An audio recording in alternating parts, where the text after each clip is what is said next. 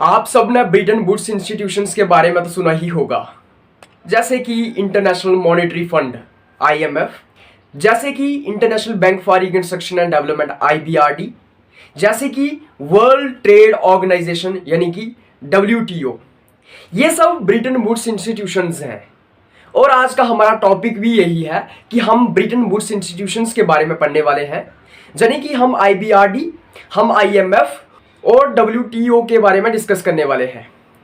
लेकिन क्या आपके मन में ये सवाल नहीं आ रहा कि इनको ब्रिटेन वुड्स इंस्टीट्यूशंस क्यों कहा जाता है? चलो ये बात तो मान ली कि इंटरनेशनल मॉनेटरी फंड की कोई सेंस बनती है कि भाई ये मॉनेटरी के रिलेटेड है, ये पैसों के रिलेटेड है, ठीक है, IMF को हम समझ रहे हैं। लेकिन इनको ब्रिटेन वुड्स क्यों कहा जा रहा है? ब्रिटेन वुड्स ये एक अजीब सा नाम ब्रिटेन वुड इंस्टीट्यूशंस को क्यों दिया जा रहा है? तो सबसे पहले हम ये समझेंगे कि इनको ब्रिटेन वुड्स इंस्टीट्यूशन क्यों कहा जाता है। तो इनको ब्रिटेन वुड्स इंस्टीट्यूशंस इसलिए कहा जाता है क्योंकि जुलाई 1944 में एक कॉन्फ्रेंस होती है ब्रिटेन वुड्स में, और उसी कॉन्फ्रेंस के बाद ये फैसला लिया जाता है कि हम इन सब इंस्टीट्यूशंस को बनाएंगे, हम इन सब इंस्टीट्यूशंस को फॉर्म करेंगे, और उसके बाद ये सब इंस्टीट्यूशंस फॉर्म होते हैं, इसलिए इनको ब्रिटेन वुड्स इंस्टीट्यूशंस कहा जाता है। मैं आपको इस ब्रिटेन वुड के अंदर हुई कॉन्फ्रेंस के बारे में थोड़ी सी और डिटेल देता हूं। क्या हुआ पोस्ट वर्ल्ड वॉर पीरियड में, मतलब कि 1944 के बाद या 43 के बाद क्या हुआ, एक कॉन्फ्रेंस होती है जिसके अंदर 44 नेशंस के रिप्रेजेंटेटिव्स आए हुए थे, मतलब 44 देशों के अलग अलग रिप्रेजेंटेटिव्स लोग उस कॉन्फ्रेंस के अंदर आए हुए थे। उस कॉन्फ्रेंस का नाम था international monetary and financial conference. उस कॉन्फ्रेंस का नाम था international monetary and financial conference, जो कि ब्रिटेन वुड्स के अंदर होती है। ब्रिटेन वुड्स एक गांव है जो कि USA के, मतलब कि अमेरिका के न्यू हैम्पशायर के अंदर है। मैं आपको दोबारा इसको अगर सिंप्लीफाई करूं तो इसका मतलब ये हुआ 1944 में कॉन्फ्रेंस होती है जो कि ब्रिटेन वुड्स में होती है। उस कॉन्फ्रेंस का नाम था international monetary and financial conference, और ब्रिटेन वुड जो है वो एक गांव है जो कि अमेरिका के न्यू हैम्पशायर सिटी के अंदर आता है, तो इसलिए इनको ब्रिटेन वुड्स इंस्टीट्यूशन कहा जाने लगा। तो हमने ये डिस्कस कर लिया कि इन इंस्टीट्यूशंस को ब्रिटेन वुड्स इंस्टीट्यूशन क्यों कहा जाता है। लेकिन आपके मन में एक सवाल आ रहा होगा कि इन इंस्टीट्यूशंस को बनाने के पीछे का पर्पस क्या था, क्यों बनाया गया इनको? तो इनको बनाने के पीछे का पर्पस था to make rules, regulations and guidelines for economic interrelations among all the countries, be it developed, developing or underdeveloped। तो इन इंस्टीट्यूशंस को इसलिए बनाया गया ताकि जो भी अलग अलग देशों के इकोनॉमिक रिलेशंस हैं उसके ऊपर जो है रूल्स बनाए जाएं, रेगुलेशंस बनाए जाएं, गाइडलाइंस बनाए जाएं सभी कंट्रीज के ऊपर, चाहे वो डेवलप्ड है, अंडर डेवलप्ड है या डेवलपिंग है। मतलब कि पूरी कंट्रीज दुनिया की, चाहे वो डेवलप्ड हो, चाहे गरीब हो, अमीर हो, उनके इकोनॉमिक रिलेशंस के बारे में रूल्स और रेगुलेशंस बनाने के लिए इन इंस्टीट्यूशंस को बनाया गया। इकोनॉमिक सिचुएशंस को रेगुलेट करने के लिए इन इंस्टीट्यूशंस को बनाया गया था। तो इन इंस्टीट्यूशंस के अंदर हम अलग अलग इंस्टीट्यूशंस की बात करेंगे, जैसे कि IBRD आता है, international bank for reconstruction and development, international monetary fund आता है, और वर्ल्ड ट्रेड ऑर्गेनाइजेशन आता है। तो सबसे पहले हम इसके अंदर द वर्ल्ड बैंक ग्रुप की बात करेंगे। द वर्ल्ड बैंक ग्रुप जो है वो इंटर गवर्नमेंटल ऑर्गेनाइजेशन है, मतलब अलग अलग देशों की जो गवर्नमेंट है उसके बीच जो है ये ऑर्गेनाइजेशन है, उन गवर्नमेंट्स के ऊपर जो है ये ऑर्गेनाइजेशन काम करता है। लेकिन आप ये सोच रहे होंगे कि यहाँ पे तो IBRD लिखा है, IMF लिखा है, WTO लिखा है, और सबसे पहले हमें international bank for reconstruction development पढ़ना चाहिए था, हम ये वर्ल्ड बैंक ग्रुप क्यों पढ़ रहे हैं? तो मैं आपको बता दूं कि ये जो IBRD है, जिसको हम international bank for reconstruction and development बोलते हैं, वो द वर्ल्ड बैंक ग्रुप के अंदर ही आता है। मतलब द वर्ल्ड बैंक ग्रुप जो है वो 5 इंस्टीट्यूशंस को मिला के बनता है। ये 5 इंस्टीट्यूशंस कौन से हैं? सबसे पहले तो इसके अंदर आता है international bank for reconstruction and development IBRD, जिसको हम कहते हैं, ये द वर्ल्ड बैंक ग्रुप के विदिन आता है। उसके बाद सेकंड इसके अंदर आता है इंटरनेशनल फाइनेंस कॉर्पोरेशन, जिसको हम IFSC कहते हैं। उसके बाद C इसके अंदर आता है द इंटरनेशनल डेवलपमेंट एसोसिएशन, जिसको हम IDA कहते हैं। उसके बाद फोर्थ इसके अंदर आता है the international centre for settlement of investment disputes, जिसको हम ICSID कहते हैं। उसके बाद फिफ्थ या फिर ईज के अंदर आता है the multilateral investment guarantee agency, जिसको हम मेगा कहते हैं, MIGA। तो जो वर्ल्ड बैंक ग्रुप है इसके अंदर 5 तरह के इंस्टीट्यूशंस आते हैं जो कि यहाँ पे दिए हुए हैं। और जैसे कि हमारे जो सिलेबस है उसके अंदर IBRD दिया हुआ है, मतलब कि international bank for reconstruction and development, तो इसलिए हम वर्ल्ड बैंक ग्रुप को पढ़ रहे हैं क्योंकि ये वाला इंस्टीट्यूशन इसके ही विदिन आता है, इसके ही अंदर आता है, तो इसलिए हम इसको पढ़ रहे हैं। उसके बाद हम वर्ल्ड बैंक के स्ट्रक्चर को डिस्कस करेंगे। सबसे पहले आपको ये तो पता चल गया ना कि वर्ल्ड बैंक हम क्यों डिस्कस कर रहे हैं IBRD की जगह। इसलिए कर रहे हैं क्योंकि वर्ल्ड बैंक के अंदर ही IBRD आता है, तो IBRD को डिस्कस करने के लिए हमें वर्ल्ड बैंक को ही डिस्कस करना पड़ेगा। तो जब मैं वर्ल्ड बैंक के स्ट्रक्चर की बात करता हूं, सबसे पहले आपको यह पता होना चाहिए कि स्ट्रक्चर किसको बोलते हैं। मैं आपको एग्जांपल देके स्ट्रक्चर समझाता हूं। स्ट्रक्चर का मतलब होता है, मान लो आप एक कॉलेज के अंदर पढ़ रहे हो, आपके कॉलेज के अंदर अलग अलग डिपार्टमेंट्स हैं, जैसे पॉलिटिकल साइंस का डिपार्टमेंट, केमिस्ट्री का डिपार्टमेंट। उन डिपार्टमेंट्स के हेड हैं जैसे कि HODs, और उन HODs का भी एक हेड होता है जिसको हम प्रिंसिपल बोलते हैं। तो प्रिंसिपल आपके कॉलेज का या इंस्टीट्यूशन का सबसे ऊपर वाली गवर्निंग अथॉरिटी का जो है हेड है। उसके नीचे HODs आते हैं, उसके नीचे जो है असिस्टेंट प्रोफेसर्स आते हैं, देन नॉन टीचिंग स्टाफ चपरासी वगैरह आते हैं। तो ये एक स्ट्रक्चर है आपके कॉलेज का, राइट। आपके कॉलेज के अंदर डिपार्टमेंट्स हैं अलग अलग, आपके कॉलेज के अंदर अलग अलग टीचर्स हैं, उसके ऊपर गवर्निंग अथॉरिटी है। तो इस तरह से ये कॉलेज का एक स्ट्रक्चर है। उसी तरह से वर्ल्ड बैंक का क्या स्ट्रक्चर होगा, वहां पे कौन मेंबर्स होंगे, किस तरह से वर्ल्ड बैंक को पूरा स्ट्रक्चर किया जाएगा, उसकी हम यहां पे बात करने वाले हैं। जब मैं वर्ल्ड बैंक की बात करता हूं, इसके अंदर 5 इंस्टीट्यूशंस आते हैं, जैसे कि मैंने आपको पहले ही बताया। उसमें से जो IBRD और IDA है ना, मेनली इन 2 इंस्टीट्यूशंस को ही वर्ल्ड बैंक कहा जाता है। मतलब कि मैंने आपको बताया कि 5 इंस्टीट्यूशंस को मिला के वर्ल्ड बैंक बनता है, लेकिन अगर हम उसमें से 3 इंस्टीट्यूशंस को माइनस भी कर दें, ये जो 2 मेन इंस्टीट्यूशंस हैं यही वर्ल्ड बैंक कहलाते हैं। मतलब इन 2 इंस्टीट्यूशंस की बहुत ज्यादा जो है इंपॉर्टेंस है, बाकी इंस्टीट्यूशंस की ज्यादा इंपॉर्टेंस नहीं है। तो जनरली हम इन 2 इंस्टीट्यूशंस को भी वर्ल्ड बैंक कह देते हैं। उसके बाद जब मैं वर्ल्ड बैंक के स्ट्रक्चर की बात करता हूं, उसके अंदर इसका हेडक्वार्टर आता है, राइट। तो जब मैं इसके हेडक्वार्टर की बात करता हूं, तो इसका हेडक्वार्टर आता है वाशिंगटन DC के अंदर। वाशिंगटन DC आप सब जानते होंगे कौन सी जगह है, अमेरिका की कैपिटल को वाशिंगटन DC कहा जाता है। तो वाशिंगटन DC के अंदर इनका जो है हेडक्वार्टर आता है। इसके अंदर 186 मेंबर्स हैं। आप समझ रहे हैं, 186 मेंबर्स हैं, मतलब पूरी दुनिया की 186 कंट्रीज इसके साथ जुड़ी हुई है। तो जब इसके 186 मेंबर्स हैं और इसको हेड किया जाता है प्रेसिडेंट के द्वारा। प्रेसिडेंट मतलब इसकी जो है सबसे टॉप मोस्ट की अथॉरिटी होती है, वो हेड करता है इन 186 मेंबर्स को। उसके बाद इसके अंदर आता है administered by board of governors. Board of governors के द्वारा इस इंस्टीट्यूशन को एडमिनिस्टर किया जाता है। एडमिनिस्टर किया जाता है मतलब चलाया जाता है, एडमिनिस्ट्रेशन देखी जाती है। बोर्ड ऑफ गवर्नर्स के अंदर कौन कौन आता है, बोर्ड ऑफ गवर्नर्स के अंदर आता है जो भी कंट्री मेंबर है उसका फाइनेंस मिनिस्टर जो है वो गवर्नर होगा बोर्ड ऑफ गवर्नर्स का। तो इसका मतलब ये हुआ कि 186 कंट्रीज मेंबर्स हैं इसकी, तो बोर्ड ऑफ गवर्नर्स के अंदर 186 गवर्नर्स आएंगे और हर एक कंट्री का फाइनेंस मिनिस्टर जो है वो गवर्नर होगा। तो बोर्ड ऑफ गवर्नर्स के अंदर जो है फाइनेंस मिनिस्टर आता है हर एक देश का जो इसका मेंबर है।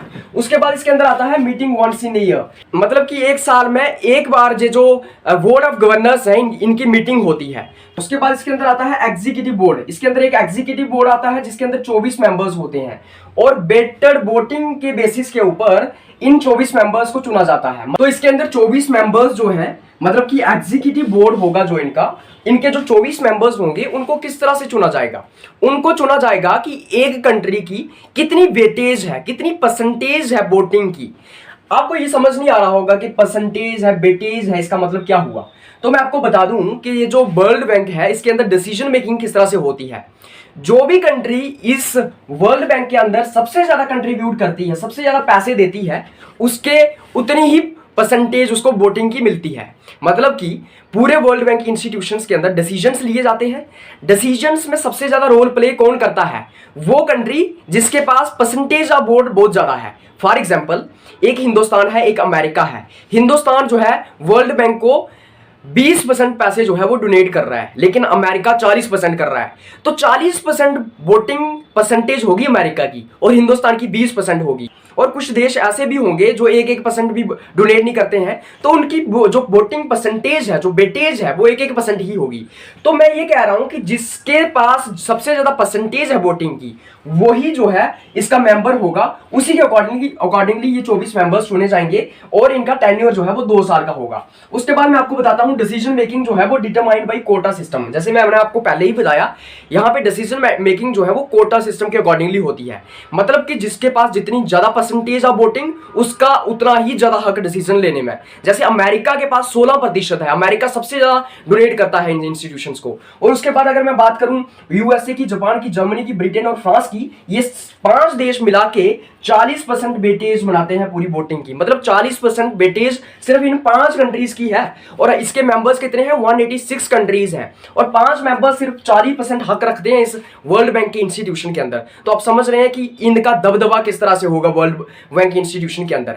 जितने पैसे ये डोनेट करेंगे, जितना कंट्रीब्यूट करेंगे, जितनी फाइनेंशियल एड देंगे ये लोग वर्ल्ड बैंक को, उतनी ही इनकी वोटिंग की वेटेज होगी। तो इसलिए मैंने आपको समझाया था कि ये जो डेवलप्ड कंट्रीज हैं, 2-4 अमीर देश हैं, यही सारे के सारे ग्लोबल इकोनॉमिक इंस्टीट्यूशंस को गवर्न करते हैं, अपना दबदबा रखते हैं और जो गरीब देश हैं उनको एक्सप्लॉइट करते हैं। अब आपको समझ आ रहा होगा कि मैं ऐसा क्यों बोल रहा था, क्योंकि 4-5 जो देश हैं इनकी वोटिंग जो वेटेज है यही 40% है। तो यही देश तय करेंगे कि किसको लोन देना है, किस कंडीशन के ऊपर देना है, क्या पॉलिसीज होनी चाहिए और क्या रेगुलेशंस होने चाहिए। तो इसलिए मैंने आपको कहा था कि वोटिंग जो वेटेज है उसके बेसिस के ऊपर तय किया जाता है कि कौन कितने डिसीजंस ले सकता है। तो ये सब इसके अंदर आता है।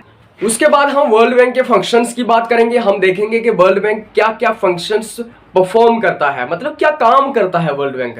तो जब मैं इसके फंक्शंस की बात करता हूं, इसके अंदर सबसे पहले आता है it is a policy formulator for developing countries.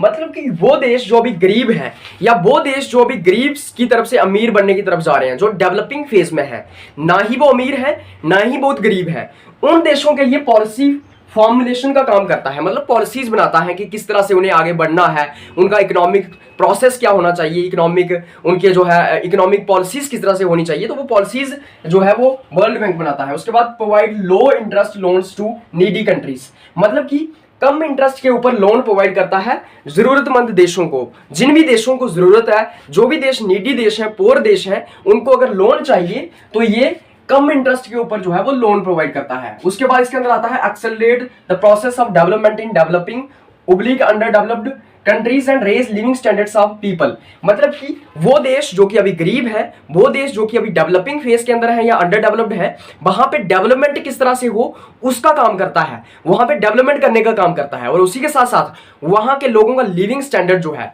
उसको इंप्रूव करने का काम करता है। जैसे अफ्रीका, लैटिन अमेरिका के अंदर देश, लैटिन अमेरिका जैसे देशों के अंदर लोगों का जो लिविंग स्टैंडर्ड्स है, लोग जो रहते हैं वो बड़ा गिरा हुआ है, तो उसको इंप्रूव करने का काम भी वर्ल्ड बैंक करता है। उसके बाद इसके अंदर आता है टेक्निकल असिस्टेंस टू कंट्रीज। मतलब कि टेक्निकल असिस्टेंस भी प्रोवाइड करता है कंट्रीज को, टेक्नोलॉजी प्रोवाइड करता है और भी जो टेक्निकल असिस्टेंस चाहिए। जो भी अमीर देश हैं, जो अमेरिका है, यूएस है, वहां पे जो टेक्नोलॉजी चल रही है, टेक्निकल चीजें चल रही हैं, वो गरीब देशों को प्रोवाइड करता है ताकि वहां पे भी डेवलपमेंट हो सके। उसके बाद इसके अंदर आता है annual report oblique compilation of data and information on status of development in various countries. अलग अलग कंट्रीज के अंदर डेवलपमेंट किस तरह से हो रही है उसका डेटा भी अपने पास रखता है। एक एनुअल रिपोर्ट बनाता है, एक साल की रिपोर्ट बनाता है, कंपिलेशन करता है डेटा की, इंफॉर्मेशन रखता है कि अलग अलग देशों में डेवलपमेंट का प्रोसेस कैसा है। तो ये फंक्शंस हैं वर्ल्ड बैंक के। उसके बाद हम सेकंड इसके अंदर बात करेंगे इंटरनेशनल मॉनेटरी फंड की। मतलब कि हम सेकंड ब्रेटन वुड्स इंस्टीट्यूशन की बात कर रहे हैं जिसका नाम है इंटरनेशनल मॉनेटरी फंड। ये भी ब्रेटन वुड्स के अंदर जो कॉन्फ्रेंस हुई थी उसका रिजल्ट है। मतलब कि आईएमएफ भी तब बना था जब ब्रेटन वुड्स के अंदर एक कॉन्फ्रेंस हो रही थी। जैसे मैंने आपको पहले ही बताया, उस कॉन्फ्रेंस में ये डिसीजन लिया गया कि इस आईएमएफ इंस्टीट्यूशन को भी बनाया जाएगा। जब मैं आईएमएफ इंस्टीट्यूशन की बात करता हूं तो जब ये बना था उस वक्त इसके 29 मेंबर्स थे। उसके बाद इसकी जो मेंबरशिप है वो किसी भी कंट्री के लिए ओपन है, कोई भी कंट्री इसका मेंबर बन सकती है जो भी बनना चाहे। बस कंडीशन ये है कि तुम्हें इसके रूल्स और रेगुलेशंस को मानना पड़ेगा। उसके बाद इसके अंदर आता है इसकी जो ऑफिशियल लैंग्वेजेस हैं वो है Arabic, Chinese, English, French, Russian और स्पेनिश।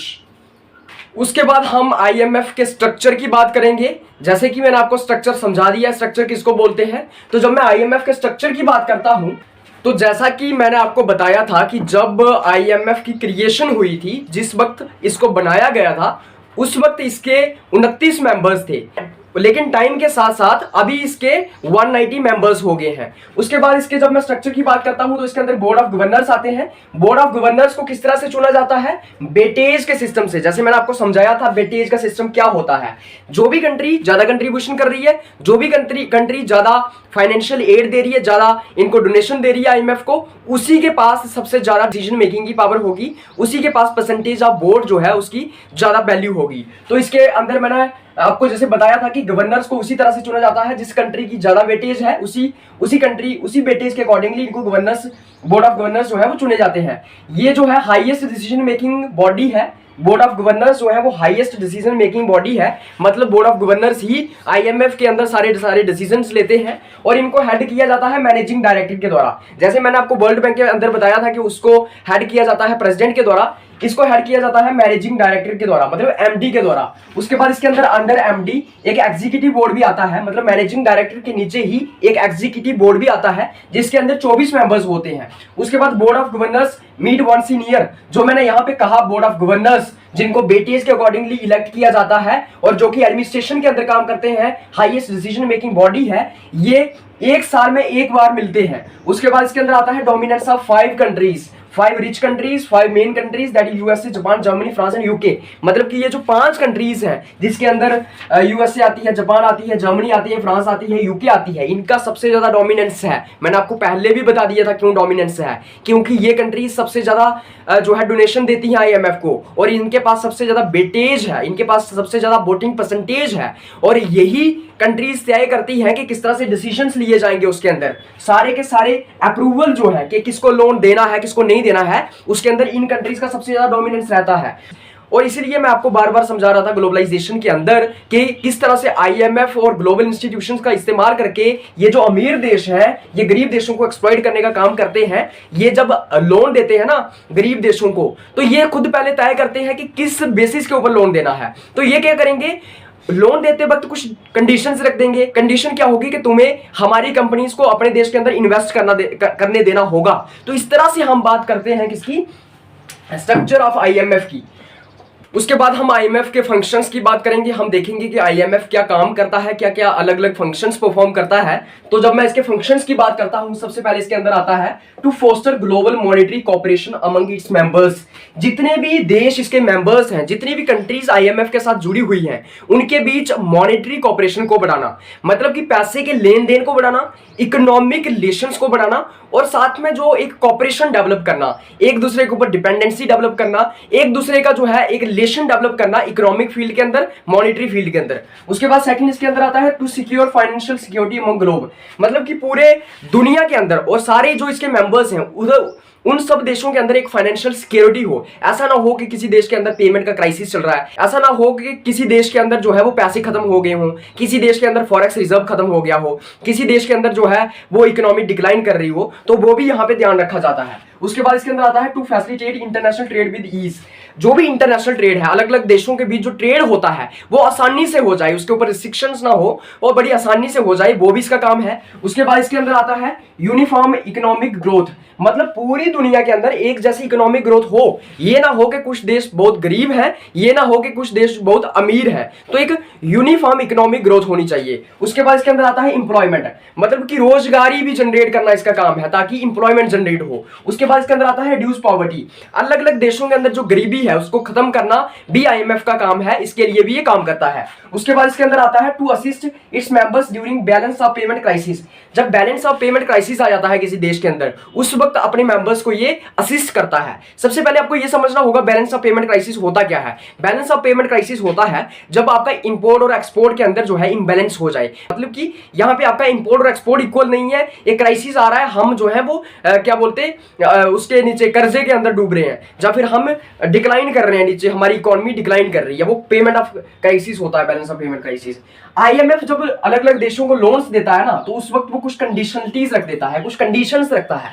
वो तभी लोन देगा जब अलग अलग देश इन कंडीशंस को मानेंगे। वो कंडीशंस क्या है, अपनी करेंसी की डिवैल्यूएशन करना, मतलब जो आपके पैसे हैं, आपकी जो करेंसी है उसका जो डिवैल्यूएशन कर देना, उसकी वैल्यू को कम कर देना। ट्रेड लिबरलाइजेशन करना, मतलब ट्रेड के ऊपर कोई भी रिस्ट्रिक्शंस अगर है तो उसको हटा देना। हर कोई जो है ट्रेड कर सकता है, हर कोई जो है आपके यहाँ कंपनी को एस्टेब्लिश कर सकता है। उसके बाद no barriers in import and export, बाहर से कोई सामान आ रहा है, इधर से बाहर जा रहा है, उसके ऊपर कोई रिस्ट्रिक्शंस नहीं होनी चाहिए, बैरियर्स नहीं होने चाहिए। उसके बाद इसके अंदर आता है फॉरेन डायरेक्ट इन्वेस्टमेंट, मतलब कि फॉरेन डायरेक्ट इन्वेस्टमेंट को भी इनेबल करना है।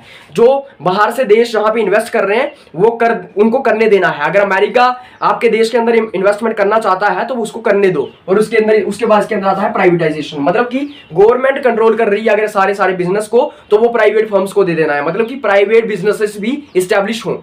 तो आप समझ रहे हैं कि आईएमएफ लोन जो है कुछ कंडीशनलिटीज के ऊपर देता है। और आईएमएफ के अंदर जैसे मैंने आपको पहले ही बताया, सबसे ज्यादा दबदबा किसका है? 5 देशों का। डिसीजन मेकिंग सबसे ज्यादा वो ही करते हैं। और जब वो लोन दे रहे हैं एक देश को तो वो ये कंडीशंस रख रहे हैं। इन कंडीशंस को रखने के बाद उन देशों को फायदा होता है। कैसे? वो उस देश के अंदर जो है उसकी करेंसी को डिवैल्यूएट कर देंगे, वहां पे लिबरलाइजेशन करवा देंगे ताकि वो देश यहां पे सामान बेच सकें, इंपोर्ट और एक्सपोर्ट के ऊपर रिस्ट्रिक्शंस हटवा देंगे, वहां से अपनी कंपनीज को एस्टैब्लिश करेंगे, फॉरेन डायरेक्ट इन्वेस्टमेंट करेंगे और प्राइवेटाइजेशन करवा देंगे ताकि वो वहां पे उसके खजाने को लूट लें, वहां के रिसोर्सेज को एक्सट्रैक्ट कर लें। इस तरह से एक्सप्लॉइट करते हैं अमीर देश गरीब देशों को इन कंडीशनलिटीज के नाम पे। तो इस तरह से हम देखते हैं कि आईएमएफ किस तरह से काम करता है, इसके स्ट्रक्चर क्या है, इसके फंक्शंस क्या है। उसके बाद हम इसके अंदर बात करेंगे वर्ल्ड ट्रेड ऑर्गेनाइजेशन की। ये तीसरा इंस्टीट्यूशन है हमारे पास, वर्ल्ड ट्रेड ऑर्गेनाइजेशन। लेकिन अब मैं आपको बता दूं ये ब्रिटेन वुड्स इंस्टीट्यूशन नहीं है। जो ब्रिटेन वुड के अंदर कॉन्फ्रेंस हुई थी उसके बाद ये इंस्टीट्यूशन उभर के नहीं आया है, बल्कि ये इंस्टीट्यूशन तो बहुत देर बाद 1995 में इस्टेब्लिश हुआ था। तो ये ब्रिटेन वुड्स इंस्टीट्यूशंस के अंदर डाल दिया गया है हमारे सिलेबस के अंदर, लेकिन ये ब्रिटेन वुड इंस्टीट्यूशन नहीं है। तो आई डोंट नो क्यों डाला है उन्होंने, लेकिन हमें पढ़ना पड़ेगा वर्ल्ड ट्रेड ऑर्गेनाइजेशन, लेकिन ये ब्रिटेन वुड्स इंस्टीट्यूशन नहीं है। जब मैं वर्ल्ड ट्रेड ऑर्गेनाइजेशन की बात करता हूं, इसको 1 जनवरी 1995 में एस्टैब्लिश किया गया था। इसके अंदर 3 तरह के एग्रीमेंट्स आते हैं, 3 तरह की और इसके अंदर इंस्टीट्यूशंस आते हैं। सबसे पहले क्या? General agreement on tariffs and trade, मतलब GATT। उसके बाद general agreement on trading services GATS, और उसके बाद trade related aspects of intellectual property rights TRIPS। तो ये जो 3 इसके अंदर एग्रीमेंट्स हैं या जो भी है इंस्टीट्यूशंस हैं, इनको मिला के जो है वर्ल्ड ट्रेड ऑर्गेनाइजेशन बनता है। Came with purpose of regulation of international trade, इसलिए इसको एस्टैब्लिश किया गया था ताकि ये जो इंटरनेशनल ट्रेड होता है, इंपोर्ट एक्सपोर्ट होता है अलग अलग देशों के बीच, उसको रेगुलेट किया जा सके। और उसके बाद इसके अंदर आता है 160 मेंबर्स एट प्रेजेंट। इसके अभी इस वक्त जो है वो 164 मेंबर्स हैं, मतलब 164 देश जो है वो इसके मेंबर हैं। Full time secretary general with 4 year tenure, इसका एक फुल टाइम सेक्रेटरी जनरल होता है जो कि 4 साल के लिए बना होता है। मतलब कि इसका एक सेक्रेटरी जनरल होगा जो कि फुल टाइम सेक्रेटरी जनरल होगा और 4 साल तक वो अपनी पोस्ट के ऊपर रहेगा। उसको जो है 4 डिप्यूटी सेक्रेटरीज या फिर 4 डिप्टीज जो है वो असिस्ट करेंगे, मतलब उसकी मदद करेंगे।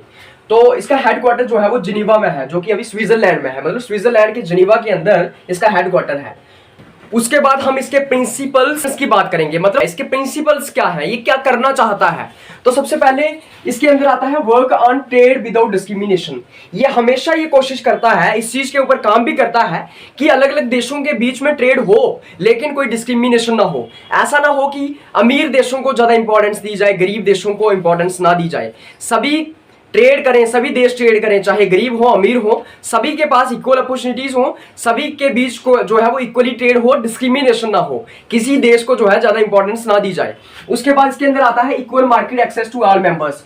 ये कोशिश करता है कि सभी मेंबर्स को, सभी देशों को इक्वल मार्केट एक्सेस दी जाए, मतलब कि इक्वल अपॉर्चुनिटी दी जाए। हम अगर सिंपली कहें तो हर किसी के पास मौका हो कि वो ट्रेड के अंदर शानदार कर सके, वो ट्रेड को जो है आगे बढ़ा सके। उसके बाद इसके अंदर आता है फेयर एंड इक्विटेबल कंपटीशन। ये कोशिश करता है कि इक्वल कंपटीशन हो, फेयर कंपटीशन हो। ये ना हो कि अमीर देश जो है वो गरीब देशों को दबा दें या अमीर देश जो है ज्यादा फायदा ले लें। तो इक्वल कंपटीशन की भी बात की जाती है। उसके बाद इसके अंदर आता है इनकरेज यूनिफॉर्म डेवलपमेंट। ये इंकरेज करता है, ये कोशिश करता है कि पूरी दुनिया के अंदर अलग अलग देशों के अंदर एक जैसी डेवलपमेंट हो। सब देश एक जैसी डेवलपमेंट करें, कोई देश ज्यादा अमीर ना बन जाए, कोई देश गरीब ही ना रह जाए, मतलब कि इंक्लूजन हो, सभी एक तरह से जो है आगे बढ़े।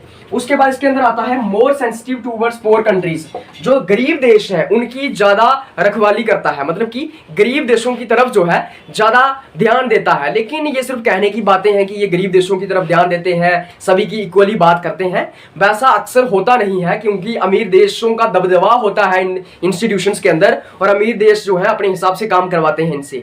लेकिन ये कहा जाता है कि इसके लिए बनाए गए हैं। उसके बाद कुछ और फंक्शंस की मैं इसके अंदर बात करूंगा। मैंने पहले प्रिंसिपल, मतलब कि वर्ल्ड ट्रेड ऑर्गेनाइजेशन करना क्या चाहता है, उसके ऑब्जेक्टिव्स क्या है, उसके एम्स क्या है, लेकिन अब हम इसके मेनली फंक्शंस की बात करेंगे कि वो अभी कर क्या रहा है। तो इसके अंदर सबसे पहले आता है trade negotiations. World bank trade negotiations करता है, अलग अलग देशों के बीच ट्रेड की नेगोशिएशंस करता है कि तुम भाई एक दूसरे से ट्रेड करो, और जो है वो अलग अलग कंट्रीज के बीच कंसेंसस डेवलप करने का काम करता है। मतलब आप ये मान लीजिए कि एक जज की तरह काम करता है, एक थर्ड पार्टी की तरह काम करता है, दो देशों को आपस में लाने के लिए, उनके ट्रेड के जो ट्रेड को साथ में लाने के लिए, जब ट्रेड की जो पॉलिसीज हैं उनको जो है एडजस्ट करता है, और दो देशों को बोलता है कि तुम एक दूसरे से ट्रेड करो। उसके बाद इसके अंदर आता है डिस्प्यूट सॉल्विंग। अगर किसी देश के बीच में जो इसके मेंबर्स हैं उनके बीच में कोई डिस्प्यूट चल रहा है, दो देश आपस में लड़ रहे हैं, तो उनके डिस्प्यूट सॉल्व करने का काम करता है ट्रेड के रिलेटेड, ट्रेड के फॉरेन अफेयर्स के रिलेटेड। उसके बाद इसके अंदर आता है international legal framework for smooth and exchange of goods and services, मतलब कि इंटरनेशनल लीगल फ्रेमवर्क भी सेट करता है ये, ताकि अलग अलग देशों के बीच जो है गुड्स एंड सर्विसेज का स्मूथ एक्सचेंज हो जाए। मतलब कि ऐसा मैकेनिज्म सेट किया जाता है कि वो मैकेनिज्म ये इंश्योर करता है कि अलग अलग देश जो है वो स्मूथली एक दूसरे से गुड्स एंड सर्विसेज को एक्सचेंज कर रहे हैं, कोई डिस्प्यूट नहीं है, कोई यहाँ पे जो है वो टेंशंस नहीं है, तो उसको भी सॉल्व करने का ये काम करता है। उसके बाद कमिटमेंट आफ्टर साइनिंग एग्रीमेंट्स। कुछ देश क्या करते हैं, वर्ल्ड ट्रेड ऑर्गेनाइजेशन के अंदर एग्रीमेंट्स को साइन करते हैं, ये कहते हैं कि हम ट्रेड करेंगे एक दूसरे से, लेकिन क्या पता बाद में देश मुकर जाएं, तो मुकर ना जाएं उसको इंश्योर करने का काम भी ये करता है कि अगर किसी देश ने कमिटमेंट की है, कोई ट्रेड एग्रीमेंट साइन किया है, तो उसको वो निभाना पड़ेगा, जो भी वायदा किया है उसको निभाना पड़ेगा। उसके बाद इसके अंदर आता है aid and support to developing countries for trade, मतलब कि डेवलपिंग कंट्रीज भी ट्रेड कर पाए, उनको एड एंड सपोर्ट प्रोवाइड करता है, उनको सपोर्ट प्रोवाइड करता है ताकि उनको भी ट्रेड करने दिया जाए। क्योंकि ऐसे अगर डेवलपिंग कंट्रीज ट्रेड करेंगी तो उनके पास इतनी रिसोर्सेज नहीं है कि वो ट्रेड कर पाए, उनके पास इतनी ताकत नहीं है, उनके पास जो है इतनी अपॉर्चुनिटीज नहीं है, तो उनको अपॉर्चुनिटीज भी प्रोवाइड करता है। उसके बाद इसके अंदर आता है डेटा एंड रिसर्च, पूरा का पूरा ट्रेड के बारे में, कंट्रीज के बारे में, इकोनॉमिक सिस्टम के बारे में, टैरिफ्स के बारे में, सब किसी चीज के बारे में जो है वो सारा का सारा डेटा और रिसर्च भी इकट्ठा करके रखता है। उसके बाद इसके अंदर आता है reduce tariffs and non tariff barriers. अगर इंपोर्ट और एक्सपोर्ट के ऊपर कोई भी टैरिफ्स लगे हुए हैं, कोई भी टैक्सेस लगे हुए हैं अलग अलग देशों के अंदर, उनको खत्म करने का काम करता है। बोलता है कि यार तुम टैरिफ्स को हटा दो, टैक्सेस को हटा दो, ताकि एक देश दूसरे देश में आसानी से अपना मटेरियल जो है वो इंपोर्ट एक्सपोर्ट कर सके, गुड्स एंड सर्विसेज को इंपोर्ट और एक्सपोर्ट कर सके। उसके बाद इसके अंदर आता है open free and fair trade, non discriminatory trade, मतलब कि ट्रेड जो है वो ओपन हो, फ्री हो, फेयर हो, नॉन डिस्क्रिमिनेटरी हो, हर एक देश जो है वो फेयरली और फ्रीली एक दूसरे देश से ट्रेड कर पाए, किसी देश को स्पेशल इंपॉर्टेंस ना मिले, कोई डिस्क्रिमिनेशन ना हो, उस चीज का भी यहां पे ध्यान रखा जाता है। तो ये इसके अंदर फंक्शंस आते हैं। उससे पहले हमने मेनली प्रिंसिपल्स की बात की थी, शायद मैंने उसमें उसके अंदर ये भी बोल दिया होगा कि ये फंक्शंस भी है, लेकिन वो मेनली प्रिंसिपल्स थे, मतलब कि ये करना क्या चाहता है, इसके ऑब्जेक्टिव्स क्या है, इंस्पिरेशंस क्या है, तो उस चीज की हमने बात की थी। उसके बाद हम वर्ल्ड ट्रेड ऑर्गेनाइजेशन के स्ट्रक्चर की बात करेंगे। हम देखेंगे कि किस तरह से वर्ल्ड ट्रेड ऑर्गेनाइजेशन का जो है वो स्ट्रक्चर काम करता है, या फिर स्ट्रक्चर क्या है वर्ल्ड ट्रेड ऑर्गेनाइजेशन का। तो इसके अंदर सबसे पहले एक मिनिस्ट्रियल कॉन्फ्रेंस आती है। जब मैं मिनिस्ट्रियल कॉन्फ्रेंस की बात करता हूं तो ये हाईएस्ट डिसीजन मेकिंग अथॉरिटी है, मतलब कि ये हाईएस्ट डिसीजंस यहाँ पे लिए जाते हैं, सबसे ऊपर के डिसीजंस जो हैं वो मिनिस्ट्रियल कॉन्फ्रेंस लेती है। मिनिस्ट्रियल कॉन्फ्रेंस के अंदर हर एक देश आता है, हर एक देश का या तो मिनिस्टर या फिर कोई बड़ा ऑफिसर गवर्नमेंट का, वो इसको रिप्रेजेंट करता है। मतलब हर एक देश का एक मिनिस्टर होगा या फिर बड़ा कोई ऑफिसर होगा जो कि इस मिनिस्ट्रियल कॉन्फ्रेंस के अंदर आता है। ये 2 बार बैठती है, एक साल में 2 बार होती है, और उसके बाद इसमें डिसीजन लिए जाते हैं ट्रेड एग्रीमेंट्स के ऊपर। उसके बाद इसके अंदर आता है जनरल काउंसिल। जनरल काउंसिल जो है वो मेन एग्जीक्यूटिव बॉडी है, यहाँ पे एग्जीक्यूटिव का काम किया जाता है, यहाँ पे ऊपर डिसीजंस लिए जाते हैं मिनिस्ट्रियल काउंसिल के अंदर, मिनिस्ट्रियल कॉन्फ्रेंस के अंदर। लेकिन जनरल काउंसिल के अंदर क्या होता है, ये एग्जीक्यूटिव बॉडी है, यहाँ पे क्या होता है, इंप्लीमेंटेशन होती है डिसीजंस की जो कि मिनिस्ट्रियल कॉन्फ्रेंस के द्वारा लिए गए हैं। इस एग्जीक्यूटिव बॉडी के अंदर सारे देश आते हैं। अगर मैं आपको फिर से समझाऊं तो मिनिस्ट्रियल कॉन्फ्रेंस के अंदर जो है वो डिसीजंस लिए जाते हैं ट्रेड अग्रीमेंट्स के रिलेटेड। उन डिसीजंस को इंप्लीमेंट कौन करेगा? इंप्लीमेंटेशन के लिए एक एग्जीक्यूटिव बॉडी होगी जिसको हम जनरल काउंसिल बोलते हैं, उसके अंदर भी सभी देश आते हैं और वो डिसीजंस को इंप्लीमेंट करती है जो कि मिनिस्ट्रियल कॉन्फ्रेंस के द्वारा लिए गए हैं। उसके बाद इसके अंदर आता है dispute settlement body. Dispute settlement body के अंदर क्या आता है? यहाँ पे जितने भी डिस्प्यूट्स हैं उनको सेटल किया जाता है। अलग अलग देशों के अंदर अगर डिस्प्यूट्स हो जाते हैं ट्रेड को लेकर, किसी भी चीज को लेकर, वो यहाँ पे सेटल किए जाते हैं। इसके अंदर लीगल एक्सपर्ट्स बैठे होते हैं, बहुत जो बड़े बड़े एक्सपर्ट्स हैं, लीगल एक्सपर्ट्स हैं, वो बैठे होते हैं और ये जनरल काउंसिल के अंडर काम करती है। उसके बाद इसके अंदर आता है trade policy review body. Trade policy review body क्या है कि जो भी डिसीजंस लिए गए हैं या जो इंप्लीमेंट किए गए हैं, जो भी पॉलिसीज बनाई गई है मिनिस्ट्रियल कॉन्फ्रेंस के द्वारा, जनरल काउंसिल के द्वारा, वो सब पॉलिसीज और डिसीजंस जो है उनको रिव्यू करने के लिए ये जो ट्रेड पॉलिसी रिव्यू बॉडी है इसको बनाया गया है। मतलब कि जो भी डिसीजंस लिए जा रहे हैं, जो भी इंप्लीमेंटेशन की जा रही है वर्ल्ड ट्रेड ऑर्गेनाइजेशन के अंदर, उसको रिव्यू करना क्यों करना? ताकि वो rules and regulation of WTO के साथ जो है वो कंफर्मिटी में रहे। मतलब कि रूल्स एंड रेगुलेशंस को वो वायलेट ना करे, जो कि वर्ल्ड ट्रेड ऑर्गेनाइजेशन के रूल्स एंड रेगुलेशन है उनको कोई डिसीजन वायलेट ना कर रहा हो, उनको कोई पॉलिसी वायलेट ना कर रही हो जो कि इन बॉडीज के द्वारा बनाई गई है, उसको चेक करने के लिए ये ट्रेड पॉलिसी रिव्यू बॉडी जो है बनाई जाती है। तो इस तरह से हम स्ट्रक्चर की बात करते हैं, ये है हमारे वर्ल्ड ट्रेड ऑर्गेनाइजेशन का स्ट्रक्चर। इसी तरह से हमने सारे ब्रिटेन वुड्स इंस्टीट्यूशंस को डिस्कस कर लिया है। इसके अंदर हमने international bank for reconstruction and development को डिस्कस किया जो कि वर्ल्ड बैंक के अंदर आता था। जैसे कि मैंने आपको समझाया कि IBRD जो है वो वर्ल्ड बैंक का पार्ट है, इसके अंदर आता है। तो वर्ल्ड बैंक के अंदर मेनली 5 इंस्टीट्यूशंस आते थे, जिसके अंदर IBRD और IDA जो है वो 2 मेन इंस्टीट्यूशंस हैं और जिनको मिला के हम वर्ल्ड बैंक कहते हैं। मतलब उन इंस्टीट्यूशंस को मिला के हम वर्ल्ड बैंक कहते थे, इसलिए हमने IBRD को एज ए सेपरेट इंस्टीट्यूशन नहीं पढ़ा, क्योंकि वो that was a part of world bank. उसके बाद हमने इसके अंदर IMF पढ़ा, मतलब कि इंटरनेशनल मॉनेटरी फंड।